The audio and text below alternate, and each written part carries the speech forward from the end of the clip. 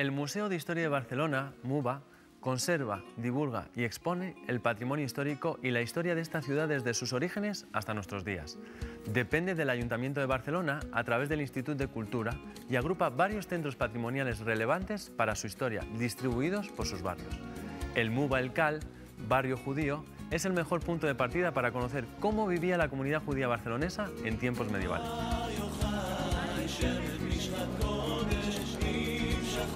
El Cal conserva el nombre de cuando era el barrio de los judíos de Barcelona, los cuales tenían un papel muy activo en la comunidad urbana de la Edad Media. Del Cal medieval se mantiene el trazado de sus calles y se conserva abundante documentación en los archivos de la ciudad. Estamos en MUBA El Cal, o sea, el espacio del Museo de Historia de Barcelona en el centro de lo que fue en tiempos medievales el barrio judío barcelonés. Aquí, en una casa que fue de Josep Boniac, que era un tejedor de velos, o sea, una persona que era un artesano dentro del barrio judío, pues hoy en día está este espacio museístico que está organizado en 3 espacios.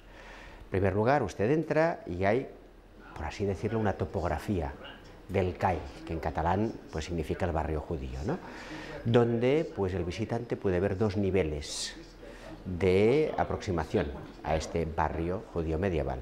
En primer lugar, pues lo que fue, o sea, a través de las fuentes catastrales se ha podido llegar a quienes vivían en las casas a finales del siglo XIV, cuando hubo el terrible asalto del barrio judío del Cal de 1391, pues quienes eran los titulares antes de este momento. Casa a casa. Y luego lo que de esto queda, porque ya se sabe que una cosa es lo que pasó y otra cosa es pues el resto en la ciudad. Barcelona tiene un patrimonio documental impresionante de los judíos en la ciudad medieval. En cambio, como es una ciudad que ha cambiado mucho, que se ha modernizado mucho, lo que queda en sus calles es mucho menos. Con lo cual, el visitante tiene una topografía, por decirlo así, monumental, donde tiene indicados pues, el sentido de las calles, lo que queda, que es un poco el trazado de lo que fue el Call Major, el barrio judío antiguo, y el Call Menor, que en el siglo XIII creció tanto que Jaume I, el rey Jaime I, autorizó otro Call. Tiene también los elementos que han sido utilizados a veces en otras casas, en otros sitios, alguna mesusa, etcétera, etcétera. Y luego tiene también pues, la referencia de dónde habían estado ciertos elementos que ahora no existen. Hay un segundo espacio que es la historia, o sea, la historia, cómo se formó la aljama barcelonesa, porque los judíos existían desde mucho antes en la ciudad, se fueron agrupando, finalmente pues como comunidad organizada obtuvo del rey a mediados del siglo XIII pues un estatuto de autogobierno, en parte a través de un pacto fiscal, de un pacto pues, de recaptación de impuestos. Eran tiempos muy movidos dentro del Cal, entre la nobleza que tenía tierras y la burguesía pues comerciante, mercantil. Y en medio de todo esto llamaron al rey y el rey dijo, pues muy bien, llegamos a un pacto. ¿Cómo se formó pues la comunidad judía organizada? ¿Cómo era? Hay un apartado que se llama Universo Cal, cómo era en el año 1300 aproximadamente, y luego también cómo las cosas empezaron a tensarse y cómo de las tensiones verbales se pasó cuando todo estaba muy mal, cuando llegó la peste, cuando había crisis económica, pues se pasó al ataque físico y en finales del siglo XIV, pues como en 1391 pues hubo este asalto. Bien, ya tenemos el barrio, tenemos la historia y aquí, en este espacio que estamos ahora, es ¿qué queda de esto? El legado cultural. Porque claro, lo que queda, el patrimonio, es una cosa que no está ligada a una época, es perenne. Y entonces aquí pues hay una visión de por qué Barcelona fue realmente tan fértil culturalmente en tiempos medievales en su barrio judío, por qué emergieron tantas grandes figuras universales. Luego hay un recorrido por 3 de ellas, el científico, astrónomo, Abraham Bargia, luego el hombre de la jurisprudencia, el estudioso del Talmud, un gran talmudista que era Salomó ben Adret, y luego el filósofo y político, Asdai Cresques. Digo político porque estaba muy ligado con la monarquía, tenía la amistad del gran renacentista que fue Bernat Meché, intentó reconstruir la aljama después de 1391, no fue posible, o sea que era un hombre que sabía de las artes prácticas, de entenderse y de negociar. Y luego tenemos una parte que se llama la biblioteca, donde se pueden recorrer las 20 grandes obras escritas en el Call, o barrio judío barcelonés, en tiempos medievales. Claro, es una perspectiva no solo sobre el barrio judío medieval, es una perspectiva sobre el mundo, sobre la ciudad, sobre Cataluña, porque los judíos de Barcelona articulaban relaciones con muchos otros barrios judíos, desde el epicentro de lo que fue el Call en tiempos medievales. Lo que ha hecho el Museo de la Ciudad de Barcelona, que me parece importantísimo, es dar importancia a lo que fue una de las comunidades, por no decir la comunidad más grande de la Corona de Aragón, de judíos.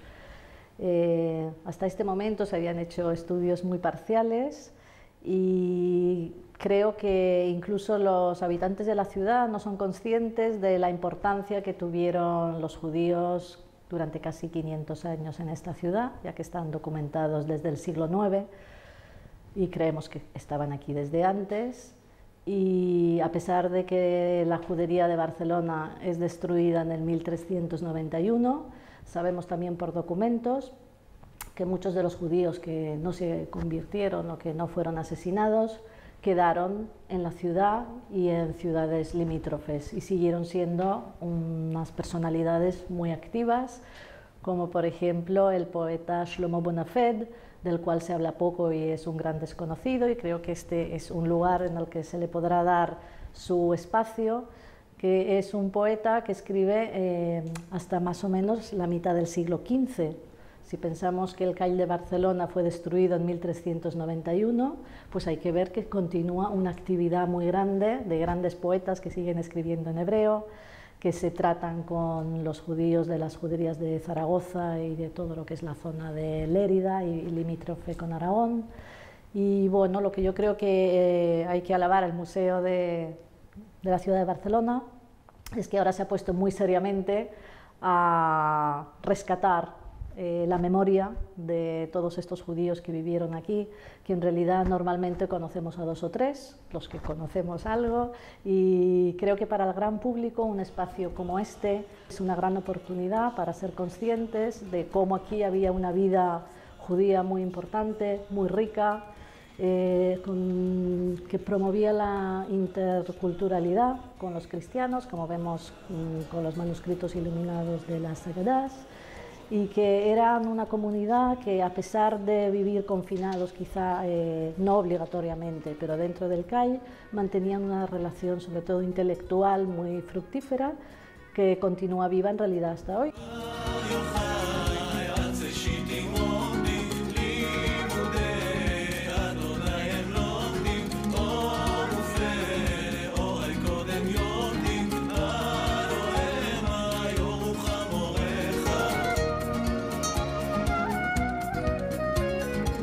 En este espacio museístico, que está ligado con la historia de Barcelona que se explica en Plaza del Rey, porque hay que decir que el barrio judío medieval era parte integrante de la Barcelona medieval, o sea, con toda normalidad es parte 100% de la historia de Barcelona, de la historia de Cataluña y de la historia universal.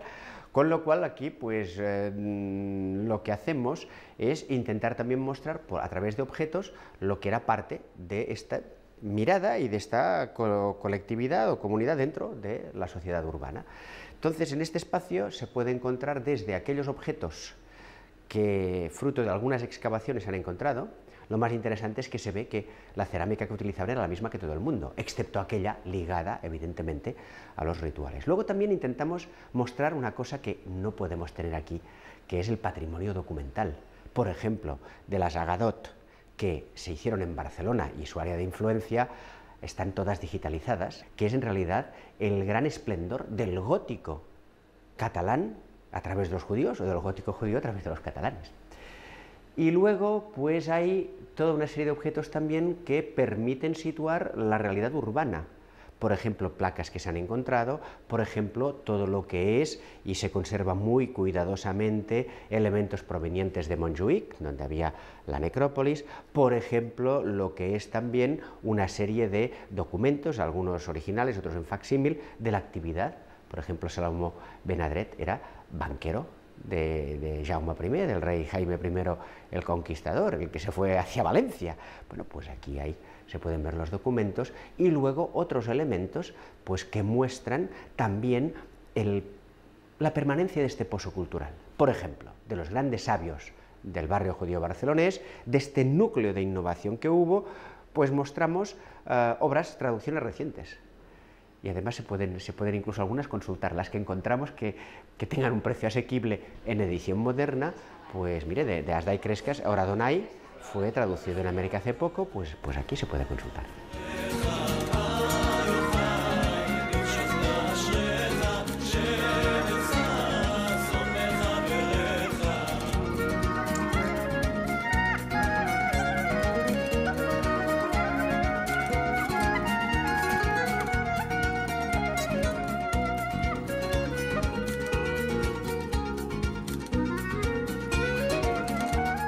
Otra cosa que no debemos olvidar es que todo lo que nosotros vemos aquí, todo lo que se hizo en la ciudad de Barcelona, continúa completamente vivo. Las obras que se escribieron aquí en Barcelona en hebreo se continúan estudiando hoy en día en el mundo judío, y no solamente en Israel, donde la lengua hebrea es lengua materna.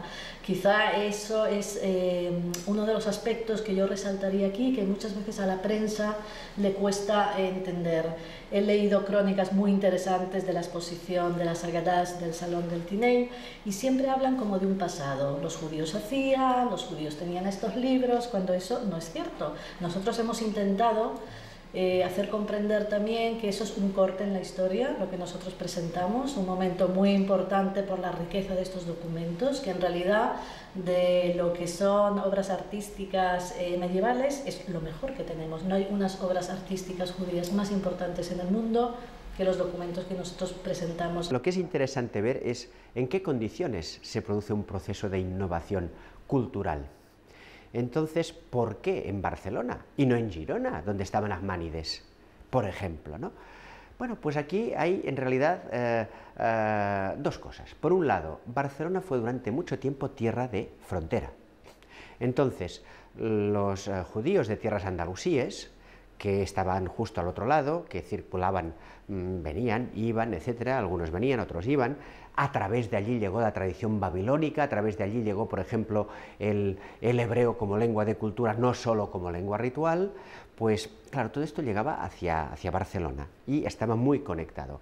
Luego también, claro, era una ciudad potente, que cuando pues en todo lo que es hoy en día lo que ellos llamaban Provenza, las tierras de Languedoc, la Occitania, pues cuando los franceses fueron hacia abajo y no siempre hubo un buen clima, pues también había llegada importante pues aquí de judíos de lo que eran esas tierras que ellos llamaban provenzales, que hoy llamaremos occitanas. Y así, por ejemplo, en Barcelona se vivió muy intensamente la polémica sobre el racionalismo y la visión más tradicional de las escrituras a partir de Maimónides.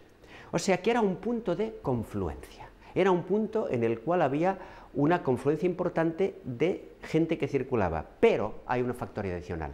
Barcelona era una gran ciudad, había también mucha actividad mercantil, cultural, general, y usted mezcle un punto de confluencia en una comunidad muy alfabetizada, porque había que saber leer, al menos los hombres, parece que también muchas mujeres, pues los textos sagrados, en una ciudad donde había ya una gran creatividad. Pues usted suma uno y uno más uno y le sale dos, que hubo una fertilidad excepcional que irradió desde el CAI, o barrio judío barcelonés.